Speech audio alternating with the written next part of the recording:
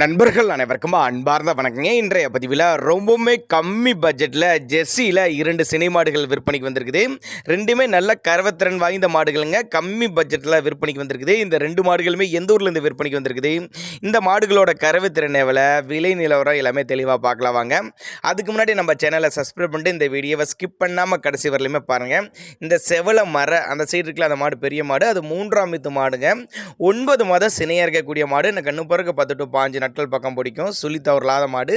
2 வேலைக்கு ஒரு 15 லிட்டர் கறவை சொல்லி கொடுக்கலாம் அப்படின்னு தான் நம்மளோட விற்பனை தெரிஞ்சிருக்கா. அப்படி இந்த முதல்ல இருக்குல்ல இந்த சந்தனப்பிள்ளை மாடு, இது 2ஆம் ஈத்து மாடு, கடைப்புல். இது 9 மாத சினையாக இருக்குது.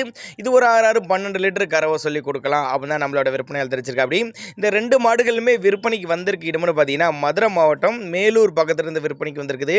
2 மாடுகளுக்கு சுழி தவறலாம் எதுவும் இல்லை. சுத்தமான மாடுகளுங்க. எல்லா கிளைமேட் அடாப்ட் பண்ணிக்கும். தண்ணி தவறுக்கு எந்த ஒரு குறைச்சல் இல்லை.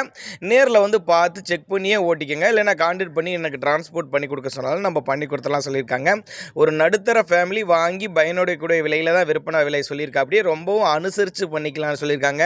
டிரான்ஸ்போர்ட் பண்ணி கொடுக்க சொன்னாலும் பண்ணி கொடுத்துடலாம். சின்னதாக ஒரு அட்வான்ஸ் மாதிரி போட்டிங்கன்னா கூட மாட்டை கொண்டு வந்து வீட்டில் இறக்கி விட்டுட்டு மற்ற பேமெண்ட் வாங்கிட்டு வந்துக்கலாம். அப்போ தான் நம்மளோட விற்பனை தெரிஞ்சுக்க. அப்படி தேவைப்படும் நபர்கள் மட்டும் தாராளமாக கான்டாக்ட் பண்ணுங்கள். 2 மாடு, 2ல் 1 மாடு 3ஆம் ஈத்து மாடு, 1 2ஆம் ஈத்து மாடு, 1 15 லிட்டர் கறவை, 1 12 லிட்டர் கறவை அப்போ தான் சொல்லியிருக்காங்க. மதுரை மாவட்டம் மேலூர் பக்கத்துல இருந்து விற்பனைக்கு வந்திருக்குது.